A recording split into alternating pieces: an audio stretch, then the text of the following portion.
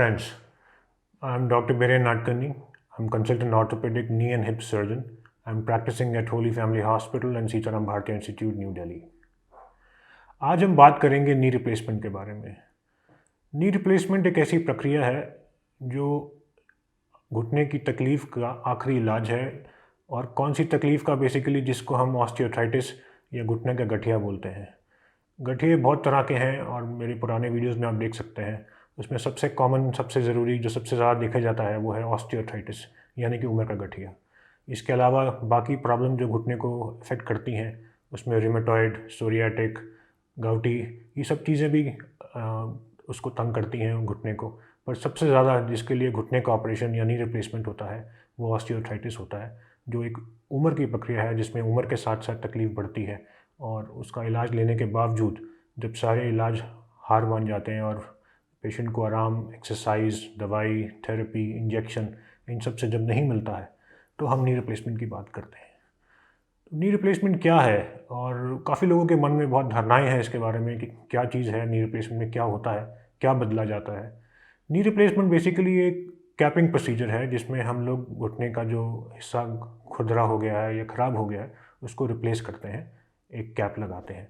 और इसमें 3 मेन हिस्से होते हैं जो कि मैं आपको दिखा देता हूँ इस मॉडल पे। तो ऊपर की जो हड्डी है नीचे की, ये फीमर बोलते हैं, इसको टिबिया बोलते हैं, और बीच में जो गैप होता है उसमें कार्टिलेज होता है। जब इसमें काफ़ी खराबी आ जाती है और आर्थराइटिस हो जाता है तो हम इसमें शेप बना के ऊपर की बोन पे ये ऐसे कैप लग जाती है, नीचे की हड्डी जिसको टिबिया या शिन बोन बोलते हैं उस पर कैप लगती है और बीच में गैप देने के लिए प्लास्टिक लगता है। तो इसको हम नी रिप्लेसमेंट की प्रक्रिया बोलते हैं। बेसिकली ये कैपिंग प्रोसीजर है, जैसे दांत घिस जाता है दांत पे कैप लगाई जाती है, वैसे ही नी रिप्लेसमेंट में कैप लगा के उसका सरफेस को स्मूथ कर दिया जाता है ताकि उस पर जो उसकी वजह से पेन हो रहा है, जो खुरदरापन की वजह से पेन हो रहा है, वो दिक्कत ख़त्म हो जाती है। अगर यही चीज़ हमें एक्सरे में देखनी हो तो इसमें साफ़ सुथरा दिख रहा है। ये पेशेंट का एक्सरे है जिसको काफ़ी सीवियर नी ऑस्टियोआर्थराइटिस है। हम देख सकते हैं ऊपर और नीचे की बोन में जो गैप होना चाहिए वो ख़त्म हो गया है। दोनों हड्डियाँ आपस में एकदम से मिल सी गई हैं दोनों घुटने में, ये राइट है, ये लेफ़्ट है। और ऑपरेशन के बाद कुछ ये ऐसा लगता है जिसमें ऊपर की बोन पे कैप लगती है, नीचे की बोन पे कैप लगती है और बीच में प्लास्टिक लगता है, मानो कि हमने इसका गैप वापस बना दिया हो। ये कैप वही होती है जो आपको मैंने मॉडल पे दिखाई थी, वो प्लास्टिक होता है। ये पेशेंट के राइट नी का एक्सरे है जिसमें सामने से एक्सरे है, ये साइड से एक्सरे है। नी रिप्लेसमेंट एक बहुत सुखद ऑपरेशन है जिसका असर पेशेंट को हमेशा महसूस होता है और आजकल के जो पार्ट्स और जो एलॉयज़ हम यूज़ करते हैं उससे इस घुटने की लाइफ ऑलमोस्ट 20 साल तक है। कुछ स्पेशल पार्ट्स भी आए हैं जिनकी लाइफ इससे भी ज़्यादा है और वो दावा करते हैं 25 से 30 साल तक चलते हैं ये। और कोई भी ऑपरेशन होता है इसके थोड़े बेसिक रिस्क और कॉम्प्लिकेशंस हमेशा होते हैं और वो रिस्क और कॉम्प्लिकेशंस को हमेशा हमेशा ध्यान रखना चाहिए ऑपरेशन के टाइम पे, ऑपरेशन से पहले और ऑपरेशन के बाद। और ये आपके डॉक्टर आपको हमेशा बताएंगे सर्जरी से पहले। इसमें जो मेन चीज़ें हैं जिसका हमें देखना होता है, एक होता है डीप वेन थ्रोम्बोसिस जिसको डीवीटी बोलते हैं, क्योंकि ऑपरेशन के बाद पेशेंट का चलना फिरना थोड़ा कम होता है, वो एक आध दिन के लिए थोड़ा बिस्तर पे होता है, तो इसकी वजह से उसके वेन्स में, उसके खून की नसों में क्लॉट बनने के रिस्क होते हैं।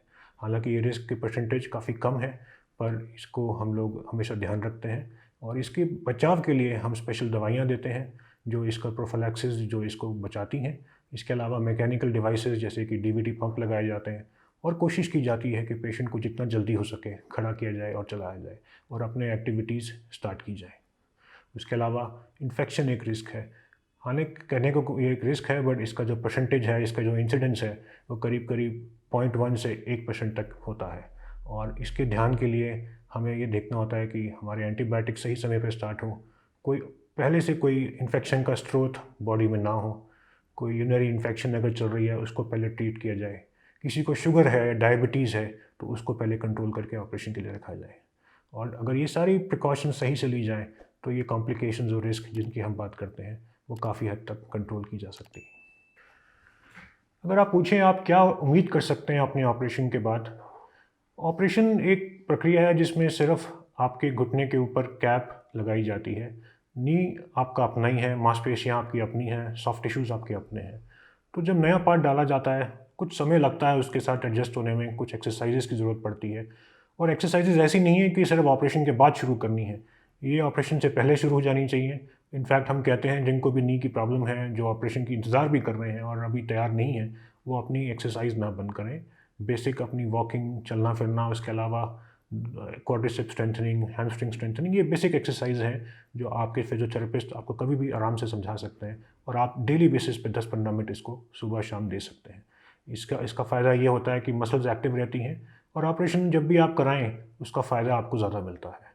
तो अपनी लाइफस्टाइल को एक्टिव रखना ऑपरेशन से पहले, ऑपरेशन के दौरान, बाद में, दोनों ही बहुत ज़रूरी है। आज काफ़ी लोग हमसे पूछते हैं कि घुटने की लाइफ कितनी है, ये जो घुटना लगा रहे हैं ये कितने साल चलेगा। और रिसर्च और स्टडीज़ के हिसाब से आजकल जो घुटने मॉडर्न बन रहे हैं, जिनके अंदर जो स्पेशल लॉयज़ यूज़ होते हैं, इनकी life almost as good as 20 साल है। और हम उम्मीद करते हैं कि ये घुटने इतने साल ज़रूर निकाल सकें। So I hope you've been able to gather enough information about the procedure of knee replacement, the possible risk and complications, how to prepare for it, and what is the possible longevity of the implant. I hope you like this video, and if you have any queries, any questions, do write to us personally. Thank you.